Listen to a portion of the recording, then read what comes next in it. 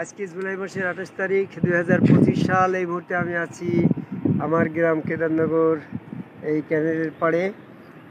একটা বিষয় আমরা বলতে চাচ্ছি। আমাদের সাথে আসছে ঢাকা থেকে আসছে, যাত্রাবাড়ি থেকে মিলন সাই, সুদূর ব্রাহ্মণবাড়িয়ার থেকে আছে হানিফ, এবং ময়মনসিংহ নান্দাইল থেকে আসছে রবিকুল। আমাদের ভক্তবৃন্দ সমন্বয়ে একটা বিষয় আমরা বলতে চাচ্ছি। আমাদের বর্তমান সমাজের কিছু মানুষ বলে যে এই সম্মুখগুরু রসুলের কাছে বায়াত হতে হবে কেন? আমরা তো আল্লাহ বিশ্বাস করি, রসুল বিশ্বাস করি, মোহাম্মদ সাল্লাল্লাহু আলাইহি ওয়াসাল্লাম আমাদের রসুল, দোজখ বেহেশত ফেরেশতা বিশ্বাস করি, আমরা 5 ওয়াক্ত নামাজ, রোজা, হজ, যাকাত ইত্যাদি যেমনটা করতেছি। আমাদের এই রসুল সম্মুখগুরুকে রসুল হিসাবে বিশ্বাস করি, সেখানে সেজদা ভক্তি করতে হবে কেন? বায়াতের মাধ্যমে সেজদা ভক্তি করতে হবে কেন? এই বিষয়টা অনেকেরই প্রশ্ন। বাস এটার ব্যাপারে আমি কিছু কথা বলতে চাচ্ছি। আমরা আল্লাহ বিশ্বাস করি, আল্লাহর যেমন কোনো আমাদের কাছে আল্লাহর ব্যাপারে কোনো শনাক্ত পরিচয় নেই, তো ঠিক আল্লাহর বিপক্ষ দল, প্রতিপক্ষ শয়তান, তারও তো কোনো পরিচয় আমাদের কাছে শনাক্ত নেই। কারণ কোনটা আল্লাহ কোনটা শয়তান, এটা যদি আমার চেনা জানা পরিচয় পর্ব সূত্র কোনো ফর্মুলা না থাকে, তাহলে আমি আল্লাহ পাকের পরিচয় নিয়ে আমি যখন ইবাদত বন্দিগি করব, তা আমার এই ইবাদত বন্দিগি শয়তানের পদ্ধতিতে, শয়তানের খাতায় যাচ্ছে না আল্লাহর খাতায় যাচ্ছে? আমি আল্লাহর উপাসনা করছি কি শয়তানের উপাসনা করছি? এই দুইটার তো কোনো পার্থক্যকারী করার তো কোনো উপায় থাকছে। অনেকেই বলে যে রসুল হচ্ছে শয়তান এবং আল্লাহর ভিতরে পার্থক্যকারী মানদণ্ড। হ্যাঁ, ঠিক আছে, তাহলে রসুলকে তো তোমার চিনা লাগে। রসুল মোহাম্মদ সাল্লাল্লাহু আলাইহি ওয়াসাল্লাম আমার কাছে অপরিচিত, তাকেও আমি চিনি না, আল্লাহকেও চিনি না, আবার শয়তানেরও তো চিনি না গো। তো তিনটি যদি আমার কাছে অচেনা হয়, তো ফাঁকে মেরে শয়তান আল্লাহর পরিচয় নিয়ে যদি বলে যে ইন্না আনা রাব্বুকা, আমি তোমার রব, তাও তো আমি তাকে শয়তান বিলে ফেলতে, আল্লাহ বিলে ফেলতে পারি। আবার যদি সেই শয়তান মোহাম্মদ সাল্লাল্লাহু আলাইহি ওয়াসাল্লামের নাম পরিচয় নিয়ে যদি বলে যে আমি তোমার রসুল মোহাম্মদ, আমি এই মদিনার রসুল তোমার কাছে মহব্বত করে দর্শন দিলাম, তখন তো তুমি তো মোহাম্মদেরও চেনো না, শয়তানেরও চেনো না, আল্লাহরও চেনো না, এই তিনটার একটাও তোমার কাছে অপরিচিত, তো পরিচিত না। তো তাহলে তুমি কিভাবে শয়তানের ধোঁকার থেকে নিজের ঈমান রক্ষা করো? যদি শয়তানকে তুমি রসুল বিলে, মোহাম্মদ সাল্লাল্লাহু আলাইহি ওয়াসাল্লাম বিলে সেখানে ভক্তি সেজদা করো, তাও তোমার শয়তানের কাছে তোমার আনুগত্য করার কারণে তুমি বিপদগামী হয়ে গেলে। আবার না চিনে যদি শয়তানকে আল্লাহ বিলে ফেলে, তাও তো তুমি বিপদগামী। এই জন্য আমাদের আল্লাহ আমাদের কাছে অপরিচিত, শয়তান আমাদের কাছে অপরিচিত, মোহাম্মদ সাল্লাল্লাহু আলাইহি ওয়াসাল্লামের কাছে শ্রদ্ধা আমাদের কাছে অপরিচিত। এই জন্য আমাদেরকে মোহাম্মদ সাল্লাল্লাহু আলাইহি ওয়াসাল্লাম হচ্ছে নবী, আল্লাহ আমাদের অপরিচিত, রসুলের আনুগত্য করলে নবী পাওয়া যাবে। তাহলে রসুল পরিচয় পর্বে আছে, সেই রসুলকে মোহাম্মদ সাল্লাল্লাহু আলাইহি ওয়াসাল্লামের কাছে, উনি আমাদের নবী, ওনার কাছে ওনাকে চিনতে হলে আমার একজন চেনা স্রোতের রসুলের মাধ্যমে সেটা চিনতে হবে। এই জন্য সূরা নিসার 69 নম্বর আয়াতে বলল যে রসুল আনুগত্য করবে সে নবী পাবে। তাহলে আমার রসুলটা হচ্ছে চেনা স্রোতের রসুল দরকার।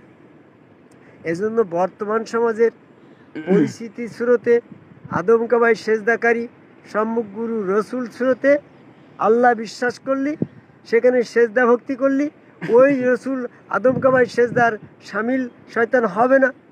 তাই আমার গুরু আদম সেজদাকারী, তাই আমার গুরুর স্রোতে শয়তান আসছে না। এখন শয়তান আমি শনাক্ত করলাম যে আমার গুরু স্রোতে আসবে যে সেটি স্বয়ং আল্লাহ। আল্লাহ চিনা হয়ে গেল, আমার শয়তান যে আসবে সেটা শয়তান, অন্য স্রোতে আসলে আমি তারে আল্লাহ বলিয়ে মানলাম না। আমার গুরু হযরত খাজা নিজামুদ্দিন আহমেদ চিশতি স্রোত ধরে যখন আমার কাছে স্বয়ং আল্লাহ আসবে, আমি তখন আল্লাহ বলবো। তার আগে আমি অন্য কোনো রূপে আমি আল্লাহ স্বীকার করবো না, শয়তানের থেকে বাঁচলাম। আর রসুল বলতে আমার গুরু হযরত খাজা নিজামুদ্দিন আহমেদ চিশতি আমার রসুল, ওই রসুল ছাড়া আমি আর কোথাও রসুল চিনি না। মোহাম্মদ সাল্লাল্লাহু আলাইহি সাল্লামকে উনি আমার নবী। আমি যখন আমার রসুলের আনুগত্য করব তখন আমি আমার নবীর সঙ্গী হব হাসরের দিন। এই জন্য আমরা যারা বলছি যে বায়াত হওয়ার প্রয়োজন নেই, যারা বায়াত হবে না তারা তাদের ইবাদতবন্দি কর্মফল, হ্যাঁ, শয়তানের আনুগত্য করলে, শয়তানের দলে থাকলে এইটার কারণে তার সমস্ত কর্মফল বিনষ্ট হবে। কারণ শয়তানের আনুগত্য করলে, শয়তানের দলে থাকলে তোমার ইবাদতবন্দি সেরেকে গণ্য আছে, আর সেরেক করলে তোমার কর্মফল বিনষ্ট হবে। জুমার 65 নম্বরে এই যারা শয়তানের দলে আছে তাদের সাথে যদি তোমার মহব্বত থাকে তাহলে তোমার কর্মফল বিনষ্ট হয়ে যাবে ওই সেরেকের কারণে। মুশরিকদের সঙ্গ ধারণ করো না, সূরা হিজরের 94 নম্বরে। তো মুশরিকদের সঙ্গ ধারণ করা, তাহলে আমাকে মুশরিক চিনতে হবে। তো যারা শয়তানের দলে আছে তারা সেরেকের ভিতর আছে, তারা মুশরিক। শয়তানের পরিচয় কি? শয়তান আদম কাবা সেজদা করে না। যারা বর্তমানে আদম কাবা সেজদা করে না এরা সব শয়তানের দল। বর্তমানে জামাত ইসলাম, চরমোনা, ফুলপুরা, মানিকগঞ্জ, আটরশি, হিজবুত তাহির, হেফাজত ইসলাম, কাদিয়ানি, টুপি পাগড়ি, জুব্বাধারী, মুস্কাটা যত আছে সব হচ্ছে এই আদম সেজদা বিরোধী, এরা শয়তানের দল। এদেরকে আল্লাহ পছন্দ করে না। কেন পছন্দ করে না? পছন্দ না করার দুটো কারণ। যারা লম্বা দাড়ি রাখে, মোজ কেটে ফেলে, দিনের স্বার্থে তারা মোজ কাটে, এই মোজ কাটা লোকগুলার আল্লাহ পছন্দ করে না। তার যুক্তি কি গো? মোজটা তো হালাল, আর এরা কাটি ফেলে কেন? এরা হারাম মনে করে। তাহলে যারা হালাল বস্তুকে হারাম মনে করে তারা হচ্ছে সীমালঙ্ঘনকারী, আর সীমালঙ্ঘনকারীকে আল্লাহ পছন্দ করে না। সূরা মাইদার 87 নম্বরে। এই জন্য যারা হালাল মোজ, আল্লাহর দেওয়া সুন্নত, এটা আল্লাহর দেওয়া, এটা হালাল, এই হালালটাকে যারা হারাম মনে করে তারাই সীমালঙ্ঘনকারী, তাদেরকে আল্লাহ পছন্দ করে না। এই জন্য যারা দিনের স্বার্থে দাড়ি লম্বা করে আর মোজটারে হারাম মনে করে কেটে ফেলে, এরা হচ্ছে সব হালাল বস্তুকে হারাম মনে করে সীমালঙ্ঘনকারী। এই মোজ কাটা দাড়ি লম্বা লোকগুলা, টুপি পাগড়ি জুব্বাধারী, এটা সম্পূর্ণরূপে সীমালঙ্ঘনকারী। এই জন্য আল্লাহ তাদেরকে পছন্দ করে না গো। এরাই হচ্ছে শয়তানের দোষর, আদম সেজদার বিরোধী। এই লোকগুলোকে পরিত্যাগ করে আদম কাবা সেজদাকারী একজন সমগ্র রসুলের কাছে বায়াত গ্রহণ করে সেখানে সেজদা ভক্তি দিয়ে শয়তান কোনটা আর তোমার আল্লাহ কোনটা চিনার একটা উপায়। এবং বর্তমান সমাজে যারা মুমিন কারা আর কাফের কারা, এটা চিনার উপায় হচ্ছে মোজ, হ্যাঁ।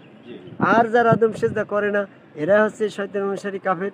বর্তমানে যারা আদম সেজদা করে এদের চিনা হচ্ছে চুলদারি মসিরা রেখে দেয়, এরা জয়গুরু বলে। জয়গুরু বলাটা অনেকেই বলে যে এটা পছন্দ না। আরে পছন্দ না তোমার কাছে, কিন্তু আল্লাহ তো পছন্দ করে। আল্লাহ কেন পছন্দ করে জয়গুরু বলা? পছন্দ, এটা হচ্ছে আল্লাহ পাকের আনুগত্যের ঠিকানা হচ্ছে গুরু, আল্লাহ পাকের সেজদার ঠিকানা গুরু, আল্লাহ পাকের মহব্বতের ঠিকানা গুরু, আল্লাহ পাকের কাছে বায়াত হওয়ার ঠিকানা গুরু, আল্লাহ পাকের পরিচয় পর্ব চিনার জন্য গুরু ছিল।